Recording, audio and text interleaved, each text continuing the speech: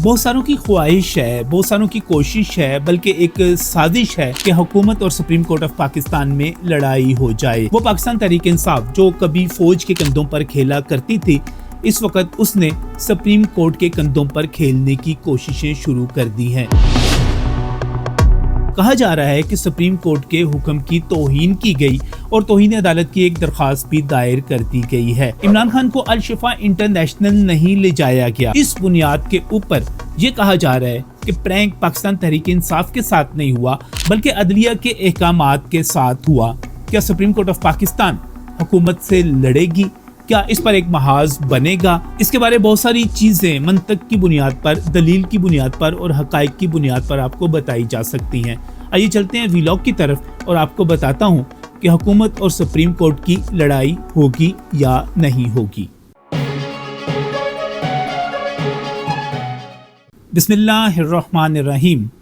अस्सलाम वालेकुम नाज़रीन, मैं हूं नजम अली खान अपने वीलॉग के साथ। और सवाल बहुत ही अहम है, बहुत ही दिलचस्प है कि क्या सुप्रीम कोर्ट ऑफ पाकिस्तान की हुकूमत पाकिस्तान के साथ उसी तरह लड़ाई होगी जिस तरह के माजी में अदलिया की और हुकूमतों की लड़ाइयाँ होती रहीं। पाकिस्तान तहरीक इंसाफ की तरफ से तौहीन अदालत की एक दरख्वास्त दायर कर दी गई है, जिसमें यह कहा जा रहा है कि हुकूमत ने सुप्रीम कोर्ट के अहकामात की तौहीन की क्योंकि इमरान खान को अल शिफा इंटरनेशनल हॉस्पिटल नहीं ले जाया गया। क्या पाकिस्तान तहरीक इंसाफ की ये तशरीह जो है ये दुरुस्त है? क्या इसकी बुनियाद के ऊपर 3 मोअज़्ज़िज़ जज हजरात जो हैं वाकई एक महाज कायम कर सकते हैं, या हुकूमत के लिए कोई टफ़ टाइम देने की जो बात की जा रही है वो दे सकते हैं? हमें इसका बहुत सारे हक़ाइक़ की रोशनी में जायज़ा लेना पड़ेगा। सबसे पहले तो मैं एक अमूमी बात करूँगा कि क्या हुकूमत की और अदलिया की लड़ाई हो सकती है? क्या एक मरतबा फिर जैसे कि माजी में होता रहा हमारी अदालतें वज़ीर आज़म खा जाती रहीं? क्या कोई और नई अदालत इस वक्त किसी वज़ीर आज़म को खा सकती है? क्या कोई जज जैसे पहले माजी में हुआ करते थे वज़ीर आज़म खोर जज, क्या उस तरह हो सकता है? तो मुझे बहुत ही एहतराम के साथ और माजी की तमाम चीज़ों को सामने रखते हुए आपको ये बताना है कि अब ऐसा मुमकिन नहीं है। उसकी वजह यह है कि माजी में जब भी अदलिया ने कोई स्टैंड लिया या उसने पार्लियामेंट के ऊपर या उसने हुकूमत के ऊपर कुछ इक़दामात किए, वज़ीर आज़मों को जब घर भेजा गया तो उसके पीछे सिर्फ अदलिया नहीं हुआ करती थी, बल्कि उस वक़्त की एस्टेब्लिशमेंट, उस वक़्त की फ़ौजी क़यादत भी हुआ करती थी। किसी भी दौर में जजों ने आज ख़ुद हुकूमतों के ख़िलाफ़ इक़दामात नहीं किए, ना ही वो खुलकर उस तरह मैदान में सामने आए, चाहे वो मियाँ नवाज़ शरीफ का पहला दौर हो या वो मियाँ नवाज़ शरीफ का दूसरा साकिब निसार वाला दौर हो। हाँ, बीच में एक आप ये कह सकते हैं कि एक एक्सेप्शन थी जब इफ्तिखार चौधरी जो थे वो बगावत करके सामने आए परवेज़ मुशर्रफ से, फिर एक तहरीक चली, लेकिन उस वक़्त पाकिस्तान पीपल्स पार्टी और मुस्लिम लीग नून जैसी मकबूल जमातें इफ्तिखार चौधरी के पीछे खड़ी हुई और ख़ुद बेनज़ीर भुट्टो शहीद ने यह कहा कि इफ्तिखार चौधरी मेरे चीफ़ जस्टिस हैं। मियाँ नवाज़ शरीफ उनके लिए सड़कों पर निकले, तो फिर उसके नतीजे में परवेज़ मुशर्रफ को सरेंडर करना पड़ा और जब पाकिस्तान पीपल्स पार्टी की हुकूमत बनी तो इफ्तिखार चौधरी वापस आए। लिहाजा अगर आप मौजूदा दौर में ये समझते हैं तो मैं वाज़िह तौर पर तो टोक अंदाज में आपको बता देता हूँ कि इस वक्त एस्टेब्लिशमेंट हुकूमत के साथ है, पाकिस्तान की फ़ौज पाकिस्तान की हुकूमत के साथ है, और इस वक्त वो फ़ौज इमरान खान के ख़िलाफ़ है जिस पर 9 मई को हमला किया गया, जिसके फ़ौजी सरबराह पर हमले किए जाते रहे, ज़ाती भी, सियासी भी और हर इखलाकी भी तमाम हवालों से वो फ़ौज इस वक्त बिल्कुल न्यूट्रल और आइन के मुताबिक अपनी हुकूमत के साथ खड़ी हुई है। अब आ जाए दूसरी बात के ऊपर कि क्या सुप्रीम कोर्ट ऑफ पाकिस्तान के हुक्म की खिलाफ वर्जी की गई, तो यहाँ पर मेरे पास बहुत सारे दलाइल मौजूद हैं। मैं आपसे सवाल करता जाऊंगा, आप मुझे जवाब देते जाइएगा कि ये हुआ या नहीं हुआ, यानी कि वो पूरी की पूरी जो रिट दरख्वास्त थी या जो सारी की सारी कार्रवाई थी उसका मकसद क्या था? उसका मकसद था इमरान खान की सेहत। साबिक वज़ीर आज़म जो कि जेल में हैं, उनकी पार्टी की तरफ से जो तशवीश थी उसके ऊपर उनकी सेहत के हवाले से पूरी जांच पड़ताल कर लेना। तो मेरा जो सवाल है वो बिल्कुल ये है कि क्या साबिक वज़ीर आज़म को हस्पताल ले जाया गया? یہ بعد میں کریں گے کون سے ہسپتال اور کس میں ہسپتال لے جایا گیا. جی ہاں ان کو ہسپتال لے جایا گیا. کیا ان کے لیے ماہر ڈاکٹروں کا بورڈ بنا؟ جی ہاں ان کے لیے ماہر ڈاکٹروں کا بورڈ بنا.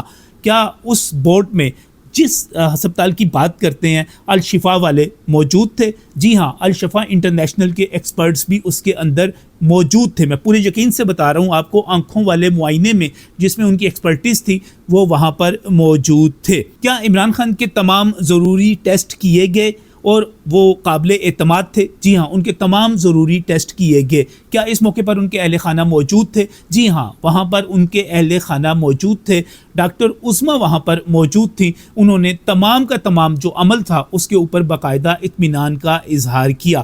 کیا اس سے پہلے ملاقاتیں کروائی گئیں؟ یہ بھی حکم کا ایک حصہ تھا. جی ہاں ڈاکٹر عظمیٰ تو اس وقت موجود تھیں. نورین نیازی جو ہیں ان کی باقاعدہ طور پر ملاقات کروائی گئی جیل کے اندر، یعنی کہ بلا کسی تاخیر کے اس حکم پر عمل درآمد کیا گیا.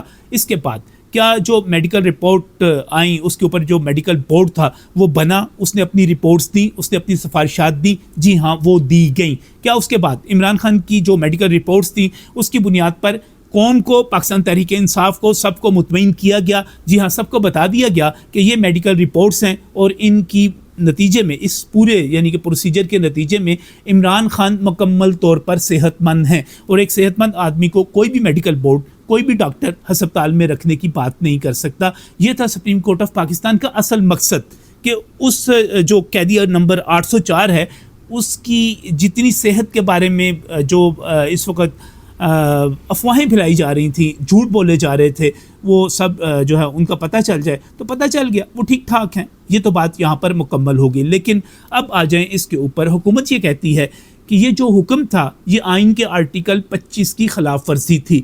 آئین کا آرٹیکل 25 کہتا ہے کہ تمام شہریوں سے مساوی سلوک کیا جائے گا. کسی کے لیے خصوصی جو ہے خاص طور پہ اشرافیہ کے لیے اس قسم کی چیزیں نہیں کی جائیں گی. اور یہ اس وقت اور زیادہ ضروری ہو جاتا ہے کیونکہ ہمیں تو عمران خان نے بتایا تھا کہ یہ جو اشرافیہ ہے یہ بہت ہی قسم کی عجیب قسم کی سہولتیں لے لیتی ہے اپنے لیے. یہ تو جیل میں بھی ایسے رہتے ہیں جیسے یہ بادشاہ بن کے رہ رہے ہوں. ان کو وہاں پر بہت سہولتیں ملی ہوتی ہیں. تو پھر پتہ چلا کہ یہ سب کچھ تو وہ خود کر رہے ہیں جو دوسروں کو کہا کرتے تھے ہمیشہ کی طرح.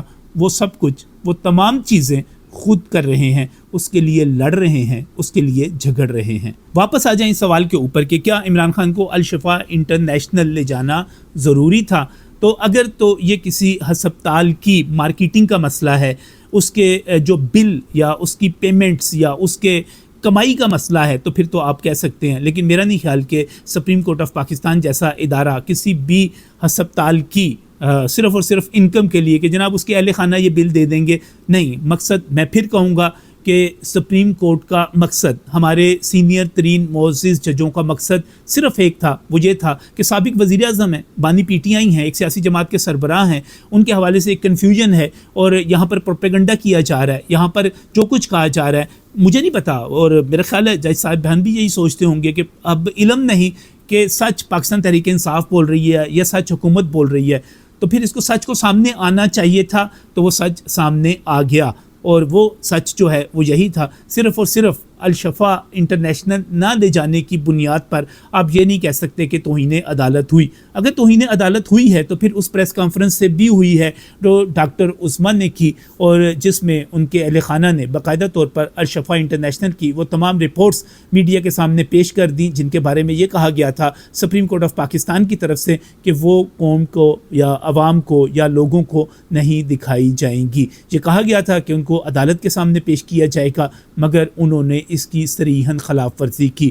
مجھے یہ کہنے میں کوئی عار نہیں کہ یہ عین ممکن ہے کہ اگر حکومتی وکلا پوری تیاری کے ساتھ یہ کیس لڑیں، پورے دل کے ساتھ لڑیں اور اپنے سامنے جو لوگ آئین قانون کو مذاق بنانے والے ہیں ان کو ٹارگٹ بنا کر لڑیں، تو یہاں پر باقاعدہ طور پر پاکستان تحریک انصاف کے ان لوگوں کو جنہوں نے اس کے اوپر سیاست کی، جنہوں نے باقاعدہ طور پر سیاست کرتے ہوئے پریس کانفرنس کی، وہ رپورٹس جو ہیں سامنے لے کر آئے، اس کی بنیاد پر حکومت کو دھمکیاں دی، اس کی بنیاد پر متحدہ اپوزیشن جیسے یا اپوزیشن اتحاد کے پلیٹ فارم جیسی جگہوں کے اوپر سے یہ کہا کہ 27 ستمبر والا لانگ مارچ بھی ہوگا. یہ باقاعدہ دھمکیاں دی گئیں تو سیاست کے لیے استعمال کیا گیا. باقاعدہ طور پر دوسرے فریق کو حکومت جرمانہ کروا سکتی ہے اگر یہ کیس پوری تیاری کے ساتھ لڑا جائے.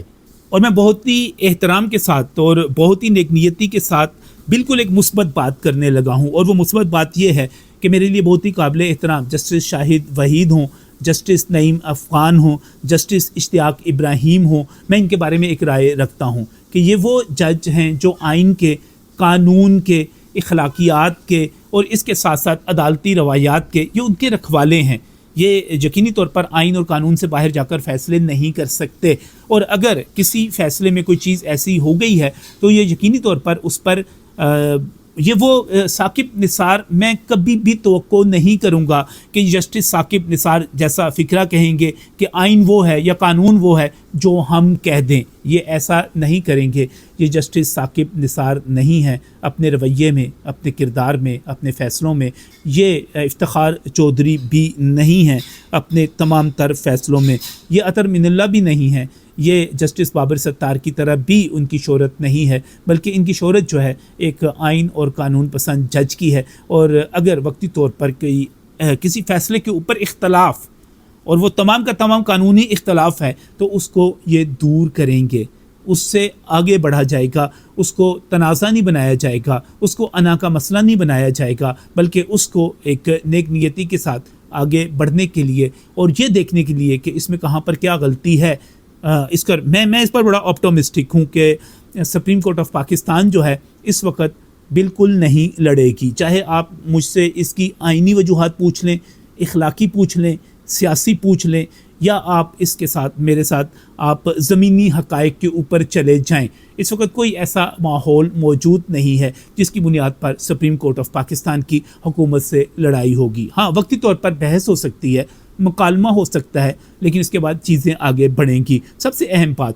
سپریم کورٹ آف پاکستان کا جو مقصد تھا، جو ٹارگٹ تھا، جو حکم جس کے لیے جاری کیا گیا تھا، وہ پورا ہو گیا عمران خان کی صحت کے حوالے سے۔ اور اب سپریم کورٹ آف پاکستان کو یقینی طور پر پاکستان تحریک انصاف سے یہ سوال کرنا چاہیے کہ اگر عمران خان تندرست ہے، وہ بالکل ٹھیک ہے، وہ ہیلدی ہے، اور اس کو 3 سال جیل میں رکھنے کے باوجود، یعنی کہ 3 سال سے جیل میں وہ ہیں، ایسا ماحول وہاں پر میسر ہے، ایسی خوراک وہاں پر میسر ہے، ایسے مشقتی وہاں پر، ایسے ملازم وہاں پر میسر ہیں کہ اس کو کوئی وہاں پر بیماری نہیں ہے۔ میں بار بار کہتا ہوں کہ 74 برس کے بزرگ شہری ہیں وہ، ان کو وہاں پر اگر ہم باقی شہریوں کو دیکھیں تو 40-50 سال کی عمر میں ان کو دل کا عارضہ ہو جاتا ہے، ان کو شوگر ہو جاتی ہے، ان کے گردے فیل ہو جاتے ہیں، ان کے جوڑوں کے درد ہو جاتے ہیں، کچھ ہو جاتا ہے، لیکن عمران خان وہاں پر بالکل ٹھیک ہیں۔ اس کا مطلب یہ ہے کہ حکومت پاکستان وہاں پر ان کو، اور حکومت پنجاب ان کو وہاں پر تمام صحیح، بلکہ صحیح کیا ہوگا، اعلیٰ ترین سہولیات فراہم کر رہی ہے، جس کے وہ عادی ہیں، اور اس کی وجہ سے انہیں کسی قسم کے مرض کا کوئی سامنا نہیں ہے۔ میں سمجھتا ہوں کہ میڈیکل بورڈ کے اس رپورٹ کے جو ہے سامنے آنے کے بعد سپریم کورٹ آف پاکستان کو، حکومت پاکستان کو، حکومت پنجاب کو شاباش دینی چاہیے، اپریشیٹ کرنا چاہیے کہ آپ نے ایک شخص کو، 74 سال کے بوڑھے شخص کو اس طرح رکھا ہوا ہے کہ اسے کوئی بیماری نہیں ہے، وہ بالکل ٹھیک ہے، اور وہ اپنی زندگی معمول کے مطابق وہاں پر گزار رہا ہے۔ لگتا ہے وہ وہاں پر عادی ہو چکے ہیں ان کے اپنے ماحول کے، اپنے چیزوں کے، اور وہ اس میں خوش بھی ہیں۔ اگر خوش نہ ہوتے تو یقینی طور پر جب قیدی خوش نہیں ہوتے، ان کو ٹینشن ہوتی ہے، تو وہ پھر بیمار ہو جاتے ہیں۔ یہ تو بیمار نہیں ہو رہے، آنکھ کا مرض ہوا تھا، اس میں آخری دلیل یہ بھی سنیے گا، ان کو آنکھ کا مرض ہوا، جو کہ اس عمر میں عمومی طور پر بہت سارے مردوں کو ہو جاتا ہے، تو ان کو جو مرض ہوا آنکھ کا، اس کا علاج ہو گیا، وہ آنکھ ٹھیک ہو گئی۔ اس کا مطلب یہ ہوا کہ ان کو علاج کی سہولتیں بھی بالکل ٹھیک ٹھاک مل رہی ہیں، ان کی رہائش بھی ٹھیک ٹھاک ہے۔